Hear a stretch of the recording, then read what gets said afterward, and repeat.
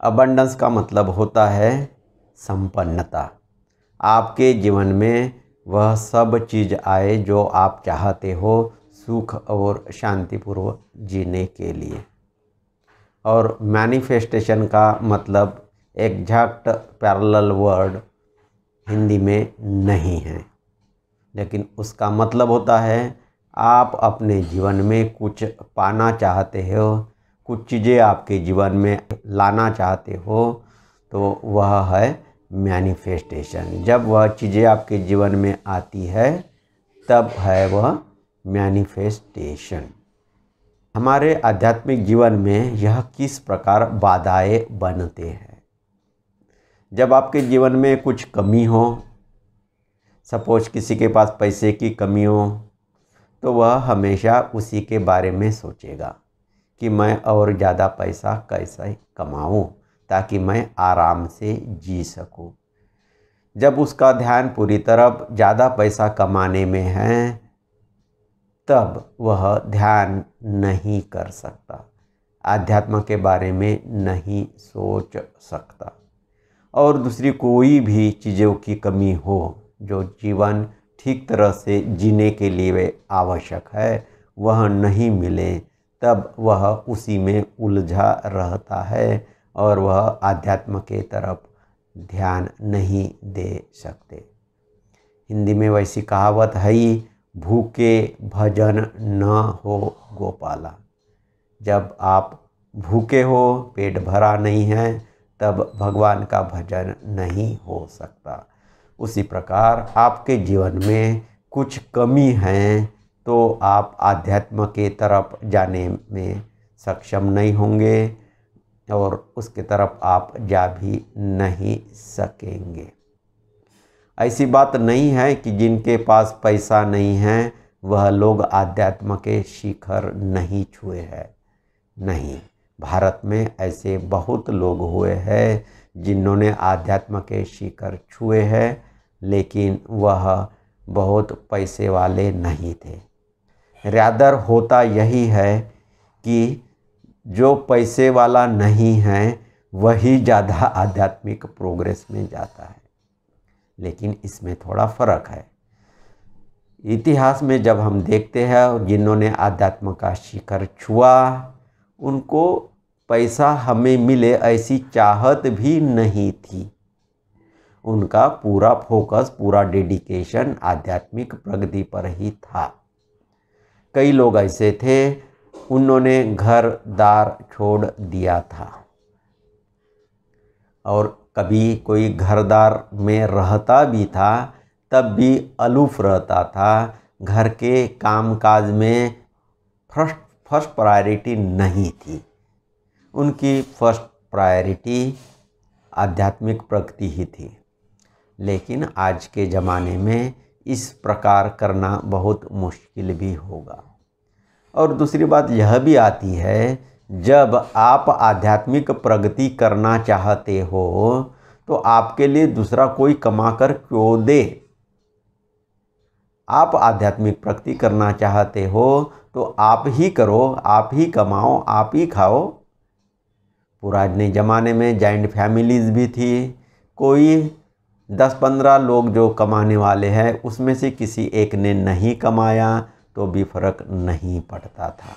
लेकिन आजकल बहुत न्यूक्लियर फैमिलीज़ है।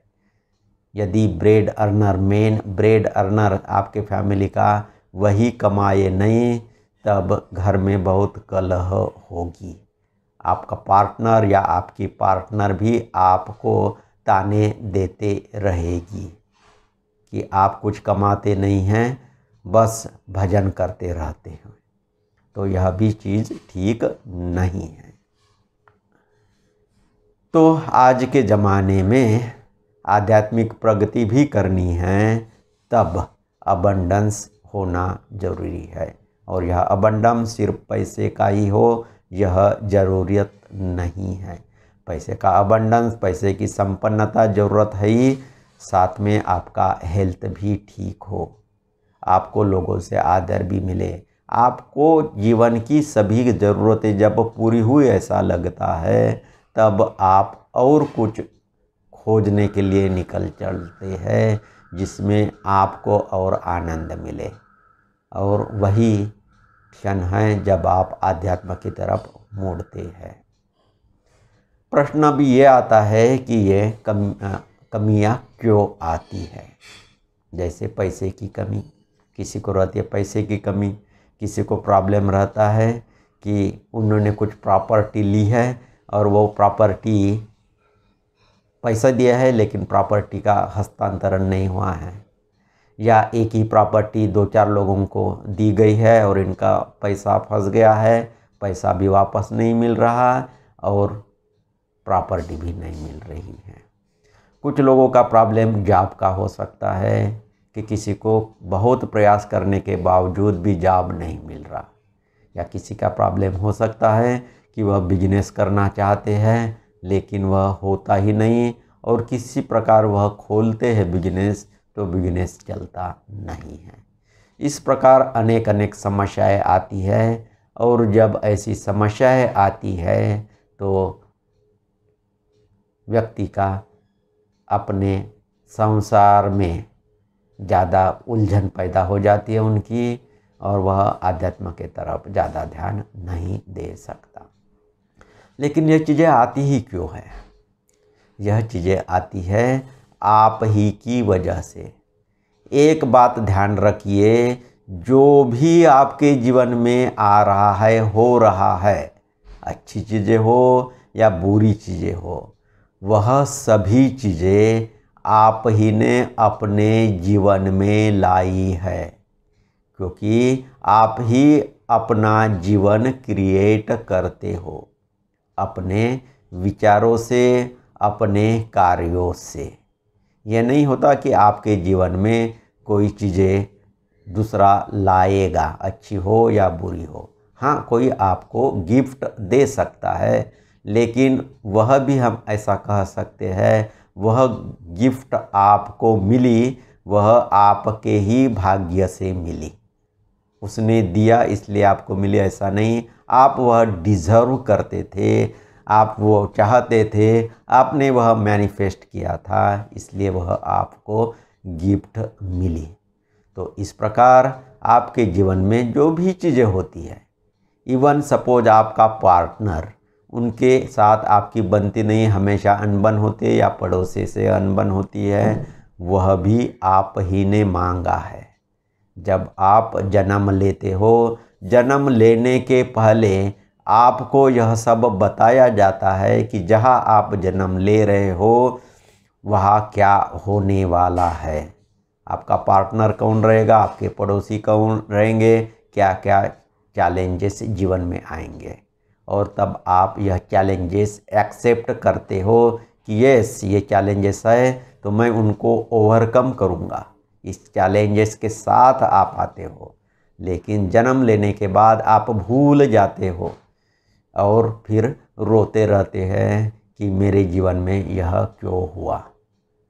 जो कुछ हुआ है आप ही के कंसेंट से हुआ है, आप ही की वजह से हुआ है, या पूर्व जन्म के ये डिसीजन से नहीं हुआ हो तो इस जन्म की आपकी धारणा से हो सकता है। ये कैसा होता है? सपोज किसी के मन में इस प्रकार की धारणा है कि जो पैसे वाले लोग हैं वह बहुत खराब होते हैं, जुल्मी होते हैं और लोगों का शोषण करते हैं। जब ऐसी आपकी धारणा रहेगी तो नेचुरली आप दमनकारी, शोषणकारी व्यक्ति तो नहीं बनना चाहोगे ना।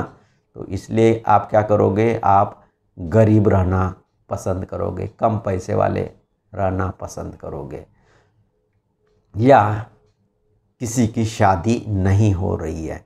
यह भी हो सकता है कि उनके सबकॉन्शियस में ऐसा प्रोग्राम है कि मैं शादी करूँगा, मैं शादी करूँगा तो और प्रॉब्लम्स आ जाएंगे, बीवी के साथ झगड़ा होगा या पार्टनर के साथ हमारी कभी बनेगी नहीं, तो मैं दूर रहना चाहता हूँ। तो जब ये झंझट आने वाली है तब आप क्या करते हो कि शादी ही ना हो। और शादी ना हो कब नहीं होगी? ज़्यादातर शादी तब नहीं होती है जब आपका इनकम का सोर्स ना हो, पार्टिकुलरली मेल्स को। जब उनके पास इनकम का सोर्स ही नहीं हो, कुछ बिजनेस नहीं करते, कुछ नौकरी नहीं करते, तब उनकी शादी होने में दिक्कतें आती है। और इसलिए शादी भी नहीं हो रहा है, उसका भी एक कारण है कि आप अबंडेंस नहीं चाहते। और अबंडेंस इसलिए नहीं चाहते हो क्योंकि ज़्यादा अबंडेंस आने से प्रॉब्लम हो जाएगी। तो आपके सबकॉन्शियस में कुछ भी ऐसे प्रोग्राम रह सकते हैं। कुछ प्रोग्राम यह भी रह सकते हैं कि आप पहले से बहुत आध्यात्मिक प्रकार के व्यक्ति रहे और आपके मन में इस प्रकार का तब विचार रहा कि मैं बहुत ज़्यादा पैसे वाला हो जाऊंगा, तब भगवान को भूल जाऊंगा। तो आप आध्यात्मिक प्रगति करना चाहते हैं, तो नेचुरली आप सबकॉन्शियस में यह चाहते हैं कि आपके पास पैसा न आए। तो इस प्रकार आपके जीवन में पैसे की, धन की, लक्ष्मी की कमी आ जाती है और यह आप ही क्रिएट करते हो। इस जन्म में भी हो सकता है या प्रीवियस लाइफ में भी आपने वैसा किया, यह हो सकता है। हमारे भारत में संपन्नता को कभी भी यानी अनुचित नहीं करार दिया है। भगवान के आप फोटो देखते हैं, मूर्तियाँ देखते हैं ना, तो उनके शरीर पर कितना सोना रहता था, बहुत सोना रहता था, अबंडेंस था, है ना। कपड़े कम और सोना ज़्यादा। आपको सोने का दूसरा भी महत्व है, शरीर पर धारण करना सोना, वह एक प्रकार से वह उचित ही है, उसके और कुछ फायदे हैं, लेकिन यह यही दर्शाता है कि वह संपन्न थे। संपन्नता से उनको कोई प्रॉब्लम नहीं थी और इसलिए भगवान को भी हमारे देश में ईश्वर कहा जाता है। ईश्वर यानी जिसके पास ऐश्वर्य है वह। तो ऐसी हमारे ईश्वर की धारणा है जो ऐश्वर्यपूर्ण है। तो भारत में संपन्नता को गलत नहीं कहा गया है। हाँ, लेकिन कहीं तो भी बीच में यह ऐसा इशू आ गया कि जो दरिद्री होते हैं वह दरिद्री नारायण है, उनकी सेवा करो। अभी दरिद्री नारायण की आपको सेवा करनी है तो किसी को दरिद्र रहना ही पड़ेगा ना, नहीं तो दरिद्री नारायण की आप सेवा कैसे कर पाओगे।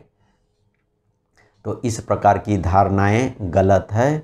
हो सकता है उस व्यक्ति ने भी उस प्रकार का जन्म लिया होगा, जानबूझकर लिया होगा कि विपन्नता में भी उनका आध्यात्म का कमल कैसा फूल सकता है, वह देखने के लिए। तो यह पूर्व जन्म की बातें छोड़ दीजिए। अभी इस जन्म में आपको जीना है तो संपन्नता आपको अच्छी प्रकार से मदद कर सकती है, आपके आध्यात्मिक कार्यक्रम के लिए, आध्यात्मिक प्रोग्रेस के लिए भी। यदि आपके पास संपन्नता है तो आप कुछ दिनों की छुट्टी लेकर आध्यात्मिक कार्यक्रम कर सकते हैं, किसी शिविर में जा सकते हैं और अपना समय अच्छी तरह से व्यतीत कर सकते हैं। और आजकल कोई आध्यात्मिक शिविर भी करने हैं तब आपको पैसे की ज़रूरत पड़ती है। कई आध्यात्मिक जगह में तो बहुत पैसा लगाना पड़ता है।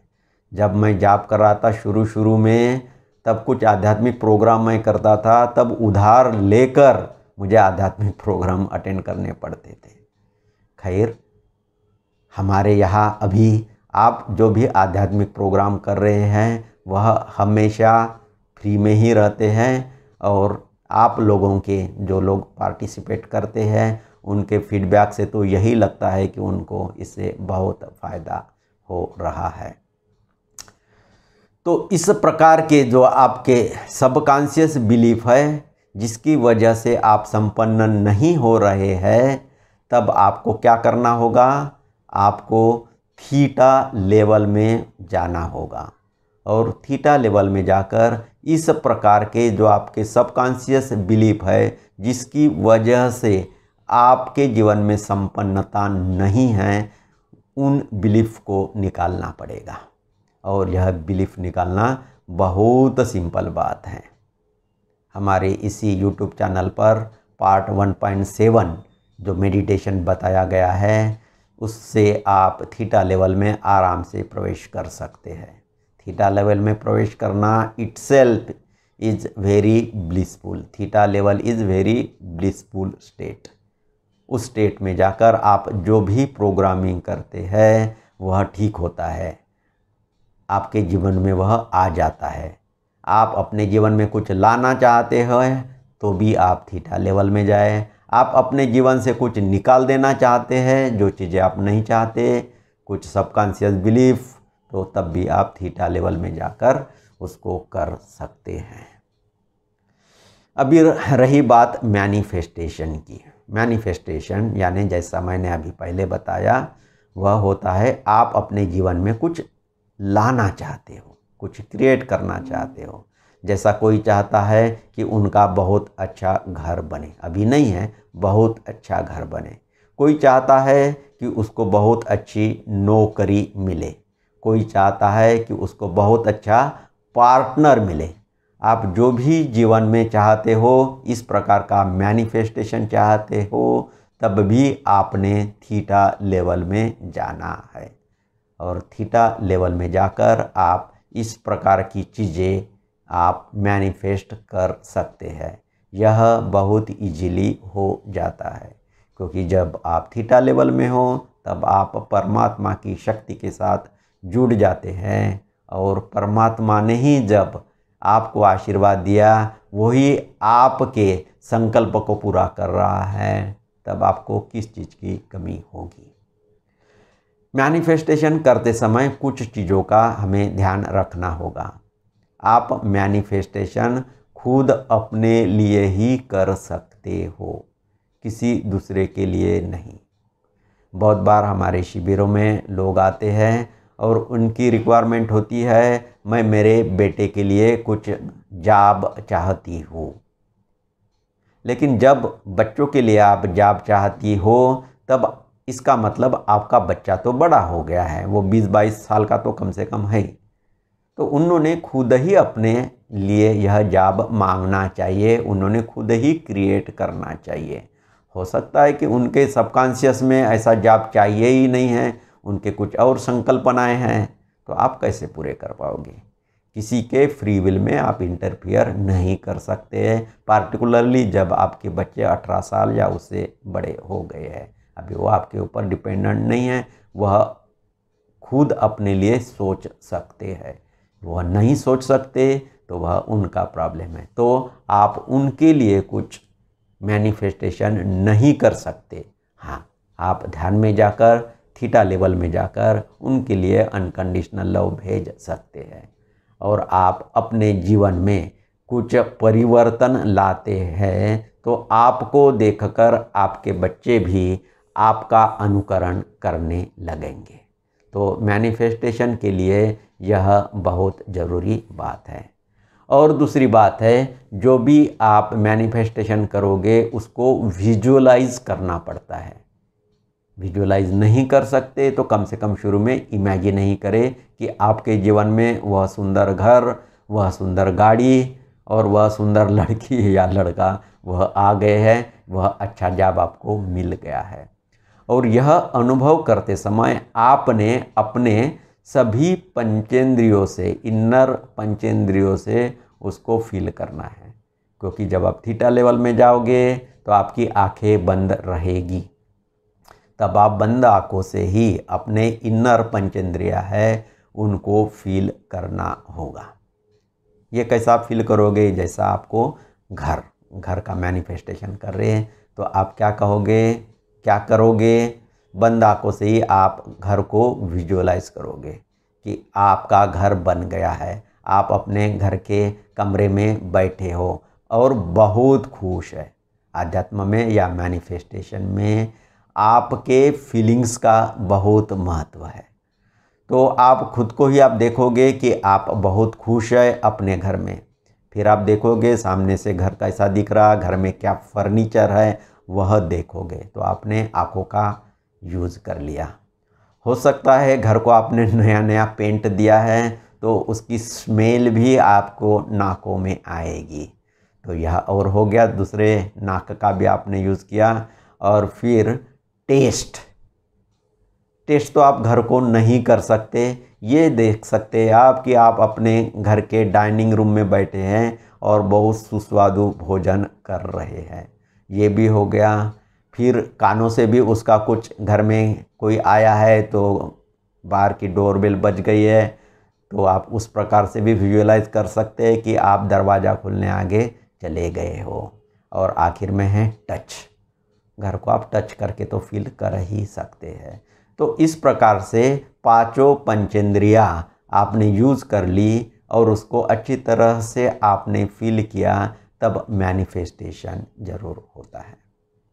एक मैनिफेस्टेशन का प्रिंसिपल यह भी है, यदि आप इस प्रकार का विजन, इस प्रकार का विजुअलाइजेशन 17 सेकंड तक कंटिन्यूस रखते हैं तो मैनिफेस्टेशन हो ही जाता है। यह आध्यात्म का नियम है। और 34 सेकंड्स तक करोगे तो वह और बहुत फास्ट हो जाता है। तो कम से कम 17 सेकंड तक आप मैनिफेस्टेशन आप करें, देखें, विजुअलाइज करें और आपके पूरी इंद्रियां उसमें यूज़ करें, अंतर इंद्रियां।